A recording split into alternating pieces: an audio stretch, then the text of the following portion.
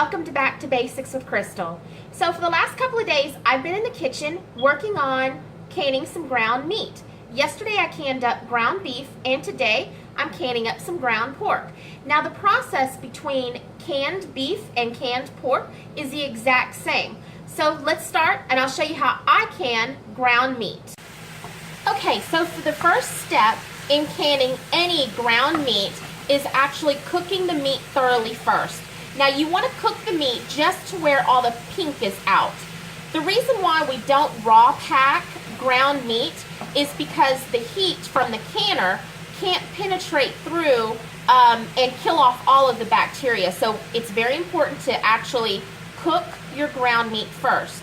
So while this is cooking, I've already got my canner over here heating up, and to the canner, since I have hard water, I'm going to add a couple of tablespoons of white vinegar in. We do that so that our jars stay nice and clean and we don't have any hard water stains on them. So let me show you what else I've done to prep for this canning project. So we're going to pan around over here, and you can see that I've actually already washed and sterilized all of my jars and all of my utensils that I'm going to be using for this canning project. I've also washed all of my rings and lids. Now the new ball canning guidelines for the lids is that we don't boil the lids anymore. And I know a lot of people have had some failures because they're boiling the lids, but the new lids you don't boil. So we just wash it with hot soapy water and set it aside. We don't boil like. Okay, so we've actually cooked all of the pink out of this meat. So all we're going to do is simply turn the heat off, grab one of our sterilized jars, our funnel, and we're just going to kind of drain this meat off. Now, you can absolutely get a colander and drain all the meat out at one time, but I'm lazy, so. And I just like to put 2 or 3 big scoops in here, and then what we'll do is we'll just pack it down. Each quart jar should hold about 2 pounds of cooked meat.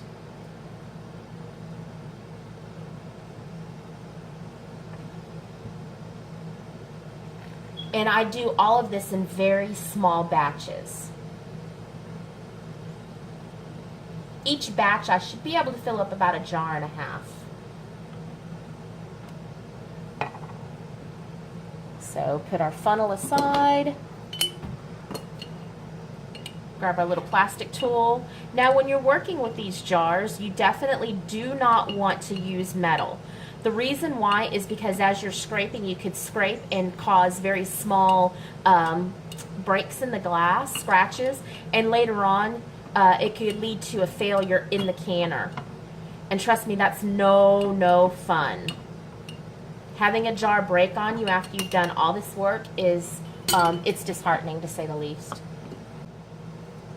Okay, so we're just going to keep filling until this jar is completely full. Keep filling and packing, filling and packing.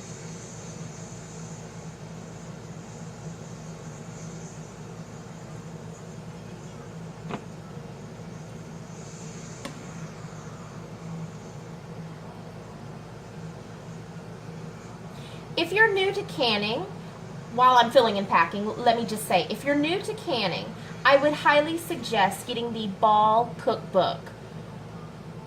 In that's a great resource guide to have. I have one that I got when I very first started canning. They have a new Ball Cookbook out, and maybe if the people from Ball are seeing this video, maybe they'll send me the new edition. Anyway, so it's a really great resource. You've got lots of recipes. You've got temperatures and time and what you can water bath and what you can pressure can. It's just an awesome resource to have. So we're just going to keep packing down here.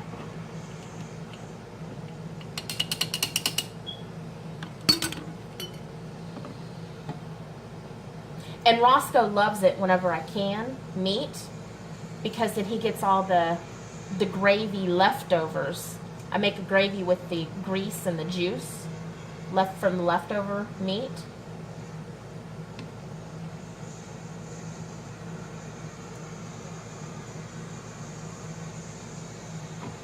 Okay.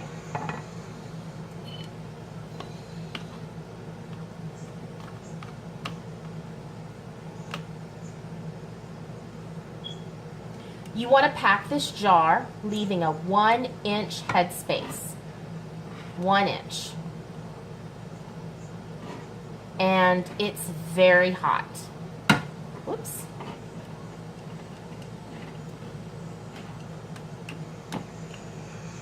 So there's our jar, 1-inch headspace. Let's get it cleaned up and put the lid on. Okay, so on this paper towel, it's dampened with white vinegar. That's all that's on here. And I'm just going to wipe off the edge of the jar here. Now, as you're wiping, go ahead and inspect your jar for any cracks that you may have missed when you were washing the jar. That's really important. You want to make sure you get a really great seal. Take your lid and put it down.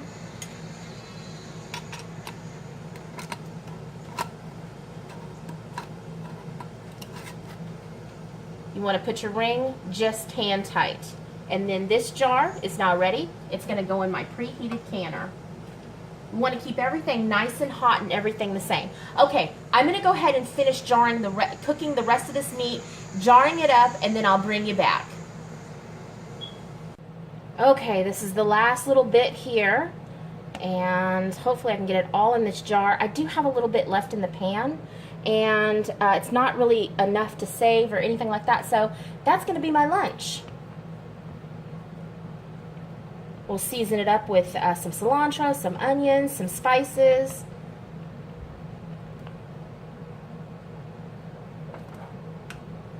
All right, pack it down, 1 inch of headspace. Now, if you follow the Ball Cookbook, it'll tell you to add boiling water at this point. You can also add a teaspoon of salt for your quart jars. Pint and a half, I would probably honestly go maybe half a teaspoon, because that's what you do for pints. I did not add any salt or any seasoning to any of this meat. The reason why is because I am kind of like a plain Jane canner. I don't like to add any seasoning, because sometimes seasoning, like sage, will actually turn bitter on you. I actually prefer to can without any seasonings my meat. I actually prefer to can any of my meat without seasonings, because when you go to cook it out of the jar,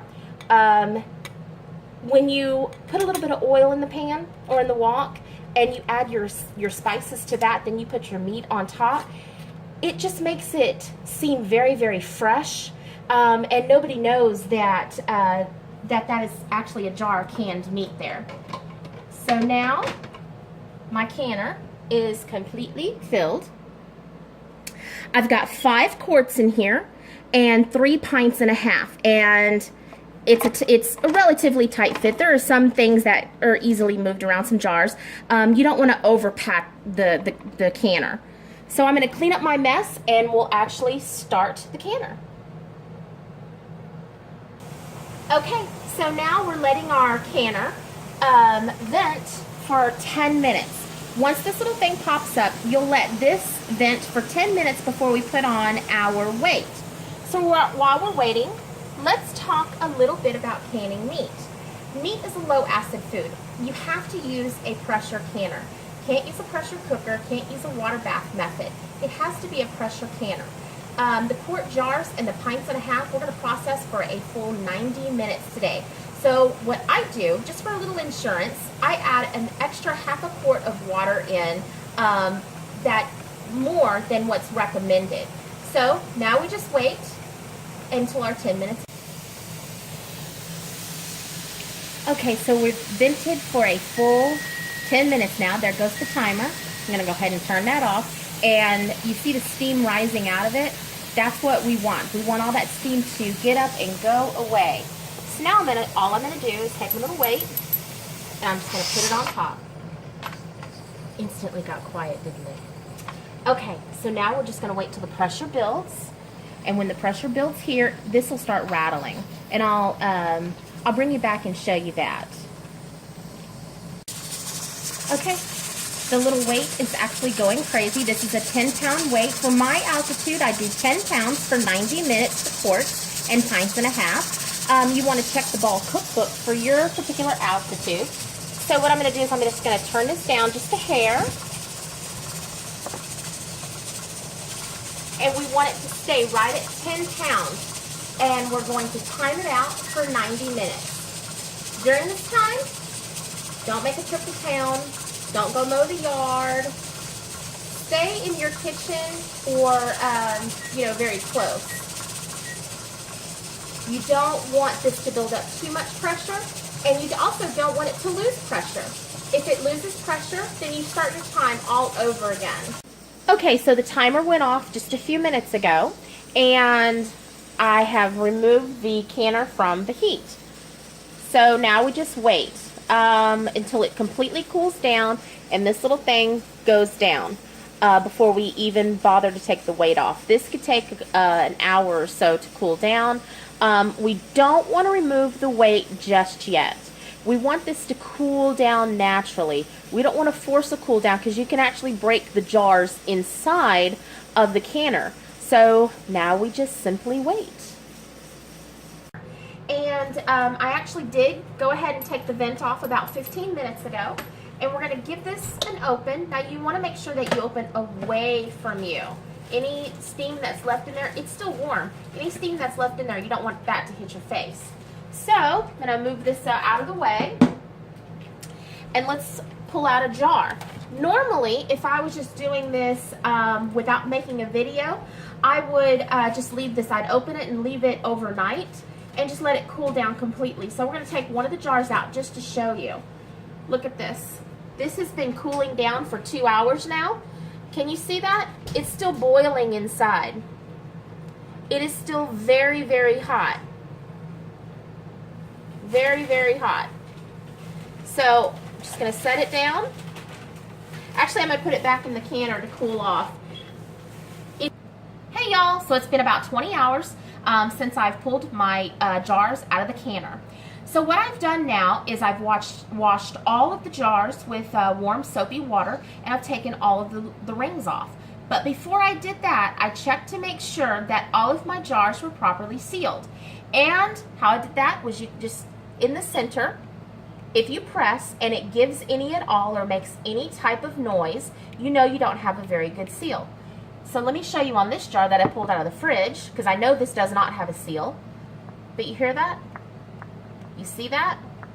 If you pull your jar out of the canner and it does this, then you know you have a bad, what we call a fail, a canning fail, and the contents need to be eaten immediately.